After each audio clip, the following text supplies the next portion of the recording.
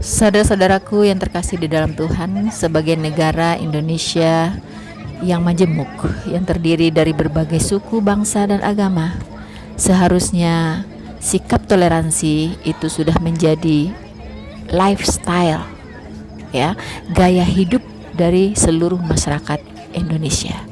Tetapi kita lihat banyak sekali masih terdapat kebiasaan-kebiasaan yang intoleran, ya, perilaku-perilaku yang intoleran di tengah masyarakat kita. Untuk kita ketahui teman-teman bahwa sikap-sikap intoleran seperti itu menimbulkan dampak buruk, ya, menimbulkan dampak buruk baik terhadap masyarakat itu sendiri maupun terhadap agama yang mereka bawa. Untuk itu kita akan melihat kisah-kisah yang dimana orang-orang Muslim bertobat, menerima Yesus Kristus sebagai Tuhan dan Juru Selamatnya gara-gara mengalami yang namanya intoleransi. Selamat menyaksikan. Tuhan Yesus memberkati kita semuanya.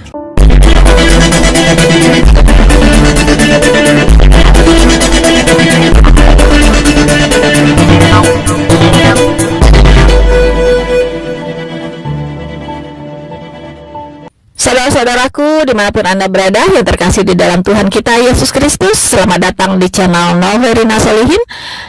Sekiranya channel ini bisa memberkati Anda semua dengan video-video edukasi, apologetika, dan penginjilan yang ditujukan untuk membangun iman kita sebagai orang-orang percaya dan juga memberikan pengetahuan Alkitabiah tentang firman Tuhan yang boleh kita pakai untuk mempertanggungjawabkan iman kita kepada setiap orang yang memintanya, seperti yang diperintahkan oleh Alkitab. Mohon jangan Anda skip videonya, tontonlah video ini dari awal sampai selesai supaya Anda mendapatkan informasi yang utuh tentang kebenaran yang disampaikan di dalam video ini. Teman-teman, Anda boleh memberkati channel ini dengan cara like, subscribe, dan Anda share link dari video ini ke semua orang yang Anda anggap harus juga mendengarkan kebenaran firman Tuhan ini, dan mereka boleh terberkati, mereka boleh mengenal kebenaran, dan mereka boleh bertobat menerima Yesus Kristus sebagai Tuhan dan Juru Selamat mereka. Ya, jangan skip videonya. Dan juga untuk memberkati channel ini, jangan skip juga iklannya teman-teman. Saudara-saudaraku yang terkasih di dalam Tuhan, jika Anda rindu untuk memberkati, mensupport, berbagi, ya, untuk mendukung pelayanan ini, silakan Anda masuk ke description, dan di situ ada rekening tujuan yang bisa Anda pakai untuk mensupport pelayanan ini.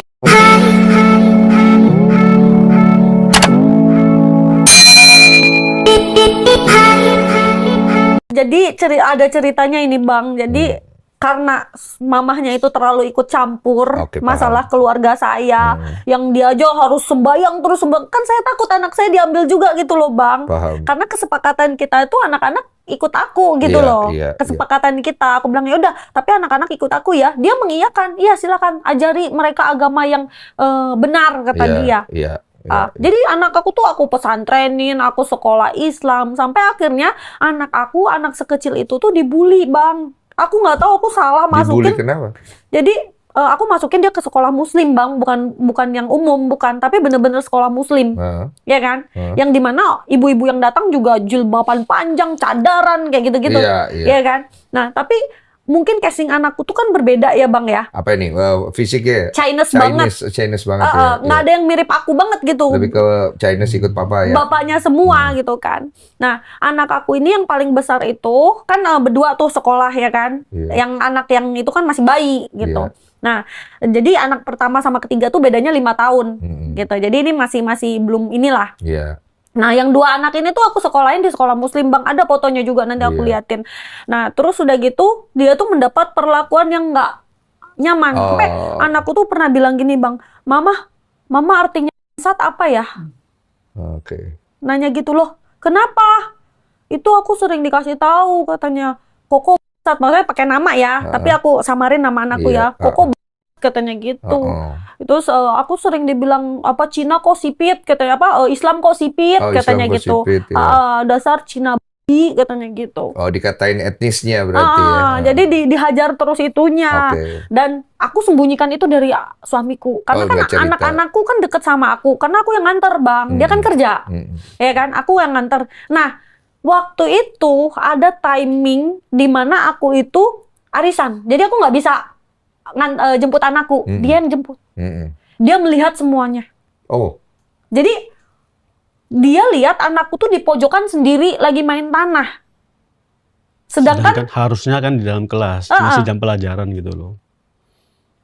Gitu loh. Akhirnya dia ngomong kenapa katanya. Dan itu dibiarkan sama guru-guru. Jadi dia main sendiri di lapangan, di tanah gitu loh. Terus akhirnya itu membuat anak-anakmu pindah agama? Enggak, belum. Waktu itu belum pindah agama. Dia masih tetap Islam. Karena kan ikut saya. Iya kan? Nah, terus akhirnya kita keluarkan dia, kita masukkan homeschooling. Ya kan? Kita masukkan homeschooling tuh 2 tahun, Bang. Kelas 1 sama kelas 2 SD. Ya, ternyata pemilihan homeschooling tuh salah juga lagi. Kenapa tuh? Membuat anak itu tuh sosialnya tuh nggak berkembang gitu loh, Bang. Anak itu jadi kayak autis, sampai aku tuh pikir anakku autis gitu loh. Introvert dia. Iya, jadi kayak kalau bukan itu aja, Bang. Kalau kayak anak autis gimana sih, Bang? Kalau dipanggil tuh nggak nyaut, terus ngomong itu nggak, kan kita ngomong tatap-tatapan nih. Dia tuh kayak ngomong kemana gitu. Aku takut gitu loh. Aku cekin. Tapi nggak apa-apa, kata dokternya nggak ada. Gitu loh. Akhirnya aku tahu ini pasti beban mental gitu loh. Akhirnya aku cari sekolahan formal, Bang. Yang biasa? Iya, yang biasa gitu kan. Tapi dia minta, udah cari aja sekolah yang bagus gitu. Kita kan ada uang sudah gitu loh. Nggak usah khawatir soal uang. Dia bilang gitu. Tapi sekolah yang bagus adanya di sekolah Kristen. Nah, saya searching dulu tuh, Bang. Cari dulu sekolah yang nggak full Kristen gitu loh. Sekolah itu ada, Bang, orang-orang Islam gitu loh, nggak Kristen semua. Saya oke lah, kita masukkan ke sana. Masukkan 2 anak dulu waktu itu kan. Masukkan 2 anak. Dalam 2 tahun dia masih sekolah Kristen itu, dia masih aku suruh ngaji. Aku panggil guru, ya kan. Bisa baca doa ini, doa itu, semuanya dia udah oke, gitu kan. Dalam 2 tahun aja, Bang, tiba-tiba yang kokonya bilang, "Mama, aku mau ngomong." Kenapa sayang? Mama boleh nggak aku masuk Kristen? Langsung aku di situ, Bang. Tahu nggak? Gimana perasaan? Di satu sisi bapaknya Konghucu, anak-anak Islam malah minta Kristen. Pusing ya? Aku stres, Bang. Aku stres. Aku bilang, ya Allah, cobaan apa ini? Saya bilang. Tapi abang tahu nggak apa yang saya bilang? Kenapa, Nak? Tuh. Saya seperti ini nyaman di Kristen, Mama, katanya.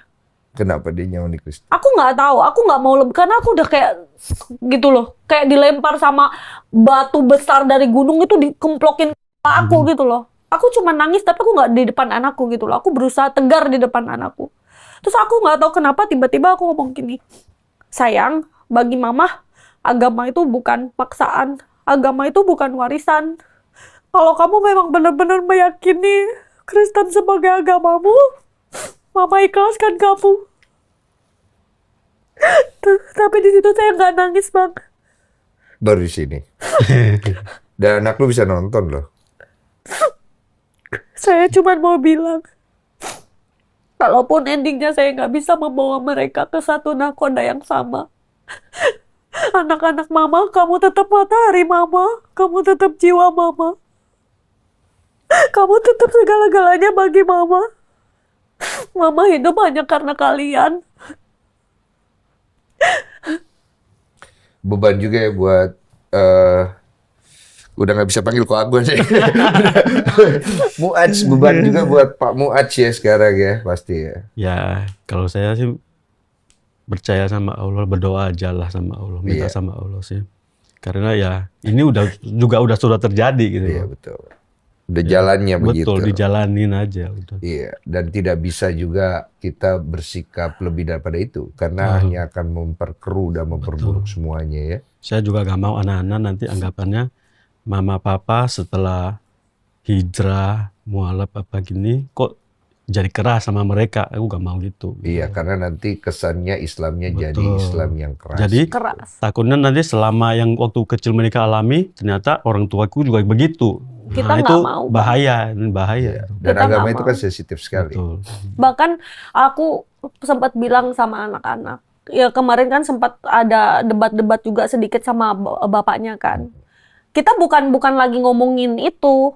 Kita lagi makan nih berlima, lagi makan di meja makan biasa. Kita lagi ngomongin kajian sama bapaknya, tapi di depan anak-anak. Tiba-tiba dipotong sama anak yang paling besar. Tapi mama nggak paksa kita masuk Islam kan gitu. Oh, mereka udah takut sendiri. Udah takut sendiri. Padahal kita tuh lagi nggak ngomongin mereka gitu loh. Iya, Kita lagi paham. ngomongin kajian. Loh, emang mama cerita apa tadi? Perasaan mama lagi ngomong sama papa deh. Jadi kita berusaha tegar di depan mereka dan tidak menekan mereka. Aku selalu bilang, nak, apapun agama yang kamu pilih, kalian tetap anak mama. Kita hanya berbeda keyakinan saja gitu loh. Iya, cuma kan mereka takut. Iya, mereka takut.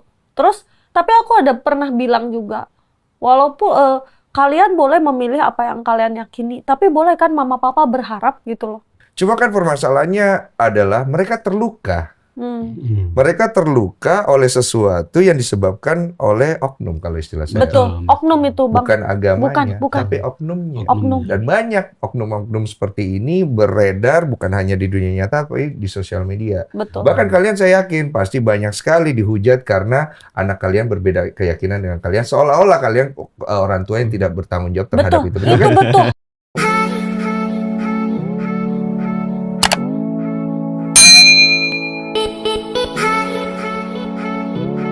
Aku itu ya berlatar belakang Islam ya.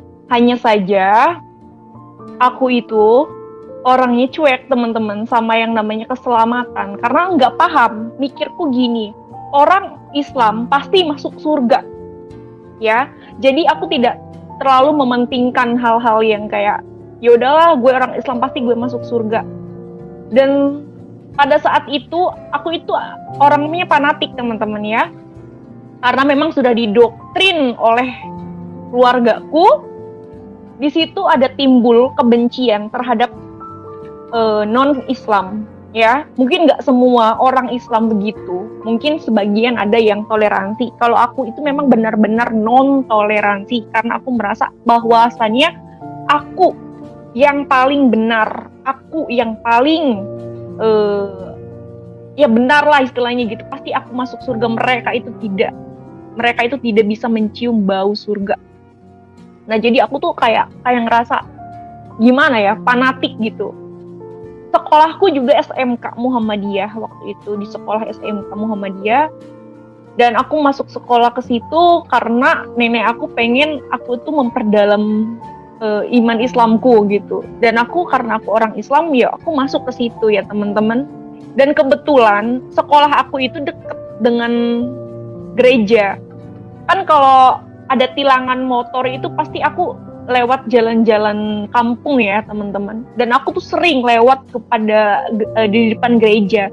Aku tuh jujur ya teman-teman, kalau ngelihat gereja itu rasanya tuh apa ya, benci gitu loh, kayak ih ini tempat ibadahnya orang Kristen gitu. Pokoknya nggak tahu lah. Tiba-tiba aku punya rasa kebencian seperti itu. Dan pada saat itu aku kenapa kenal Tuhan ya. Pada mulanya aku adalah orang-orang yang sangat-sangat membenci kekristenan teman-teman. Bener-bener benci banget, nggak tahu kenapa.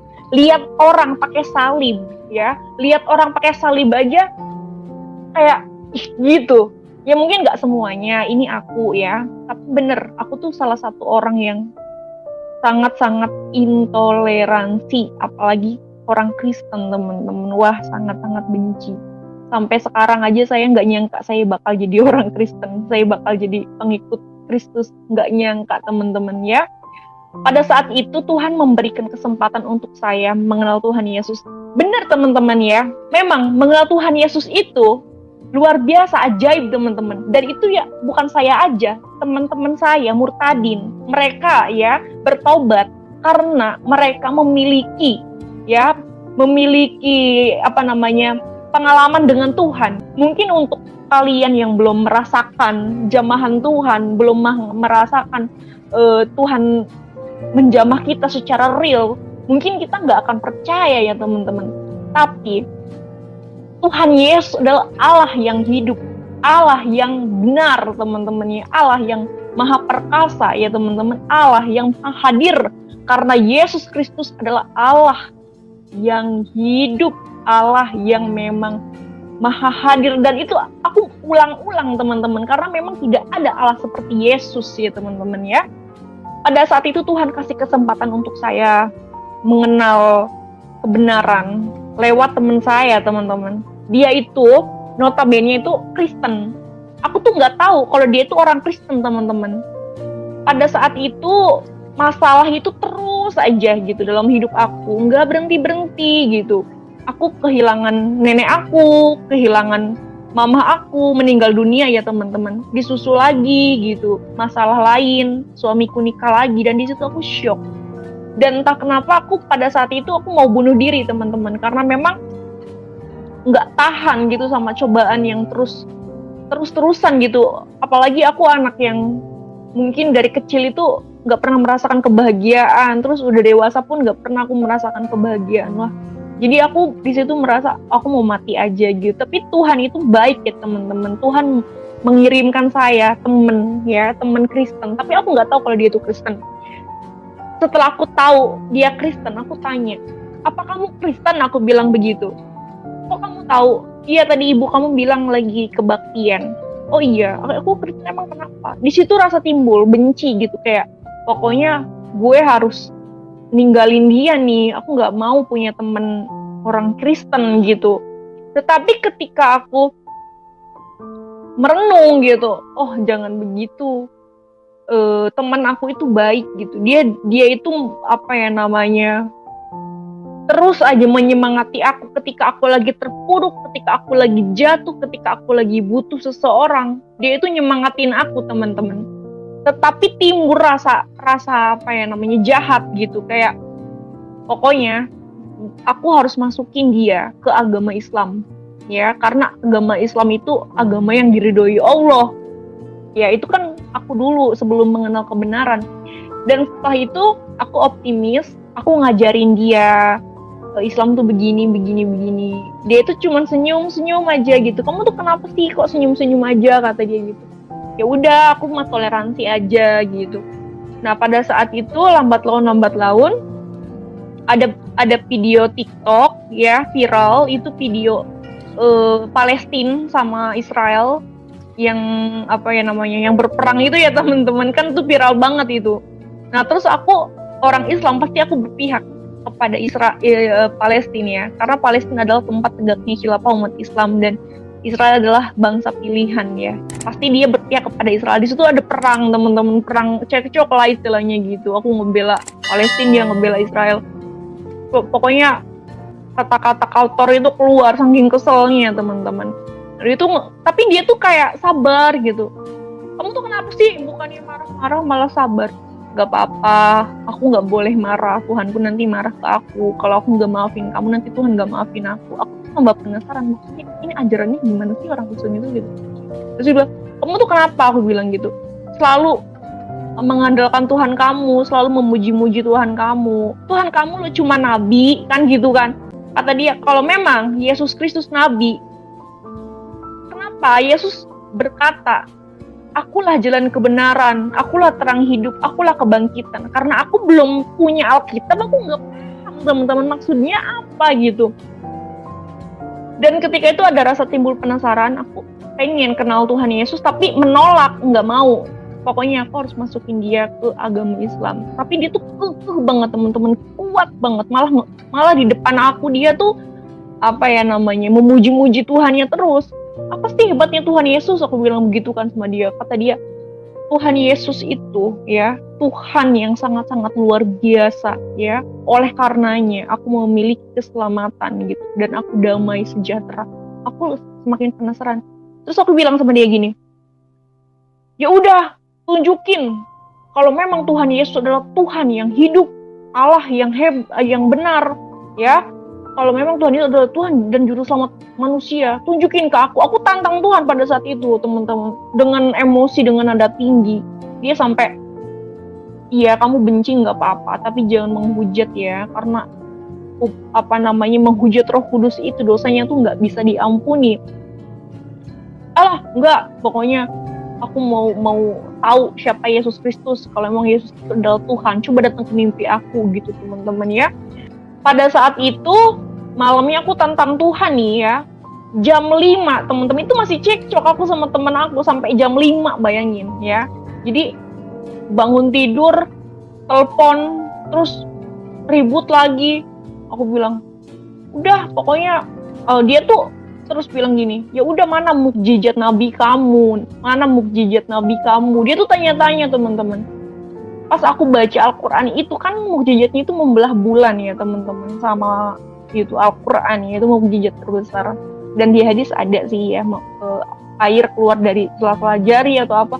Aku tuh kurang apa namanya, kurang aja gitu. Aduh nggak ini nih, kalau cuman itu doang nanti dia ketawa. Bener, temanku ketawa teman-teman. Masa iya membelah bulan katanya gitu. Membelah bulan tuh efeknya apa? Bukannya membelah bulan itu dongeng katanya. Enggak dongeng, ada di surat Al-Quran juga ada, aku bilang begitu. Lihat dong Yesus Kristus katanya gitu kan, bisa berjalan di atas air, bisa mengubah air menjadi anggur, bisa membangkitkan orang mati, bisa membuat burung dari tanah liat. Pokoknya dia tuh mengagung-agungkan Tuhan. Di situ ada rasa kayak kebencian teman-teman. Wah, aku panas hati nih, masa aku lebih unggul dari Tuhannya dia dibanding nabi aku yang cuman apa sih mukjizatnya, tapi dia tuh apa ya namanya, istilahnya ngetawain aku. Di situ aku ada rasa emosional.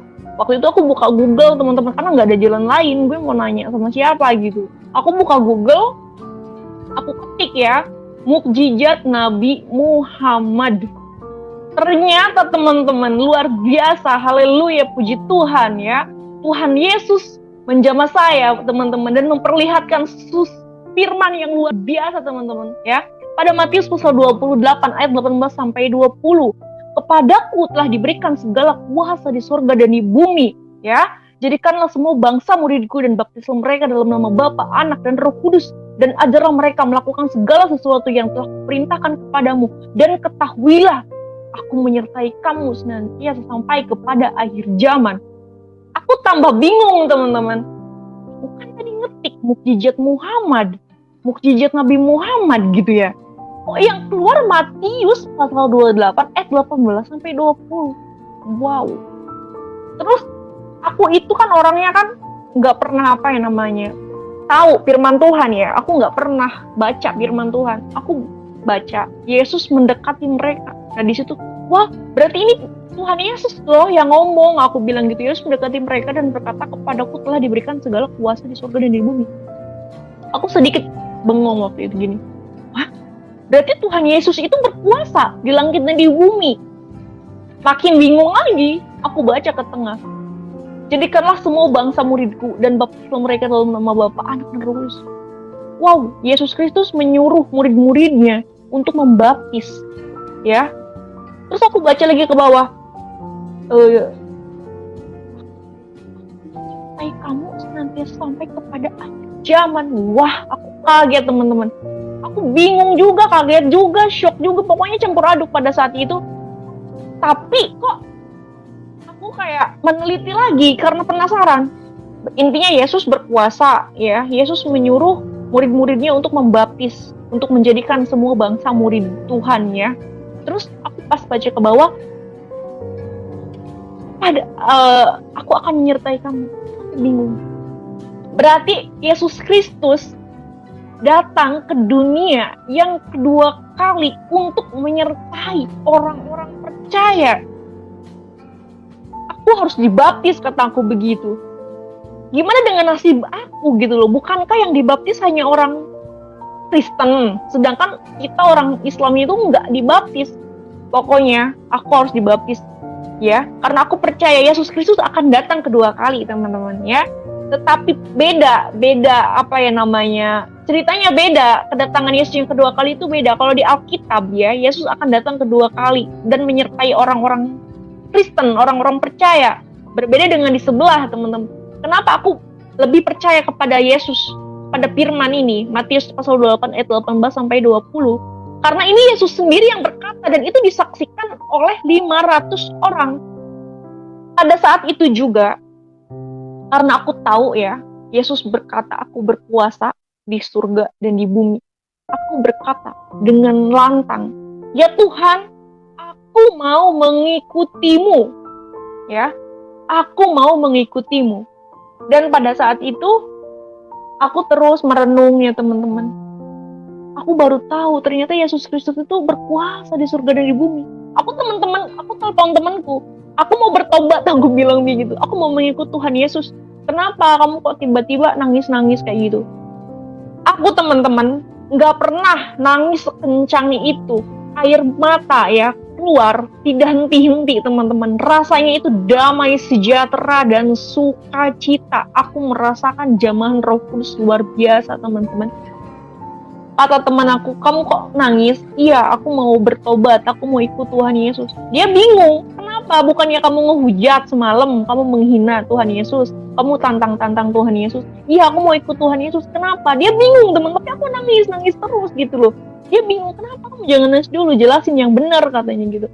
Aku barusan ngelihat firman Tuhan di Google, aku bilang begitu. Firman apa? Matius pasal 28 ayat 18 sampai 20. Yang gimana bunyinya? Pura-pura nggak tahu ya teman-teman. Aku bacain. Ya baru tahu kan kamu Yesus Kristus itu berkuasa di langit dan di bumi. Iya, aku baru tahu. Dan Yesus adalah jalan kebenaran, teman-teman ya. Dan luar biasa Tuhan Yesus memilih saya, teman-teman. Dan itu sangat-sangat luar biasa. Aku nggak bisa ngomong lagi teman-teman ya, karena aku sekarang udah tahu bahwa yang berkuasa di langit dan di bumi adalah Yesus Kristus, dan Yesus Kristus berjanji akan datang kedua kali untuk menyertai orang-orang percaya teman-teman. Pada saat itu saya bertanya sama Tuhan, ya Tuhan, aku orang berdosa, aku bilang begitu. Aku orang berdosa ya Bapak, aku bilang begitu. Kenapa Tuhan menjamah aku? Kenapa Tuhan memilih aku? Tuhan kasih lagi firman-Nya yang luar biasa. Pada Lukas pasal 5 ayat 32. Aku datang aku datang bukan untuk orang benar ya. Aku datang untuk orang berdosa supaya mereka bertobat. Aku datang bukan untuk memanggil orang benar tetapi orang berdosa supaya mereka bertobat. Oke. Ya Tuhan, ampuni aku ya. Aku pernah ngehina orang Kristen, aku pernah menghujat Yesus, maksudnya menghujat gereja gitu. Aku minta ampun ya Tuhan. Dan Tuhan kasih tunjuk ke aku firman-Nya yang luar biasa. Jadi Yesus itu datang itu bukan untuk orang benar teman-teman. Yesus datang untuk orang yang berdosa supaya bertobat. Itu firman yang luar biasa. Terus aku tanya lagi sama Tuhan begini, ya Tuhan, kenapa sih Tuhan milih aku gitu loh? Kenapa? Tuhan baik, Tuhan memberikan kesempatan aku. Kenapa Tuhan? Aku bilang begitu sama Tuhan. Dan dikasih lagi firman-Nya dengan luar biasa gitu ya teman-teman ya. Pada Yohanes pasal 15 ayat 16 sampai 17, bukan kamu yang memilih aku, tetapi akulah yang memilih kamu. Dan aku telah menetapkan kamu supaya kamu pergi dan menghasilkan buah dan buahmu itu tetap ya. Supaya apa yang kamu minta kepada Bapa dalam namaku diberikannya kepadamu. Inilah perintahku, kasihilah seorang akan yang lain. Wah, luar biasa. Aku baru tahu teman-teman ajaran Yesus Kristus itu luar biasa teman-teman. Aku baru tahu. 1 juta orang Iran bertobat. Yes, saya baru lihat tadi ya di Iran ya, baptisan besar-besaran teman-teman. Pemerintahan Iran yang otoriter gitu. Itu sangat tidak disukai oleh masyarakat Iran gitu. Makanya ketika pemimpinnya meninggal ya di sebuah bencana, katanya ya bencana alam pas dia terbang kemana gitu kan, itu rakyat Iran malah berpesta teman-teman ya, bersyukur gitu ya. Nah itu semacam bentuk protes gitu, bahwa nggak suka dengan pemerintahan yang otoriter. Karena saya tahu masyarakat Iran itu banyak yang cara berpikirnya justru banyak yang maju teman-teman. Saya lama di Jerman, itu banyak kenal mahasiswa-mahasiswa dari Iran. Rata-rata mereka pintar-pintar dah, dan rata-rata kuliahnya medis teman-teman.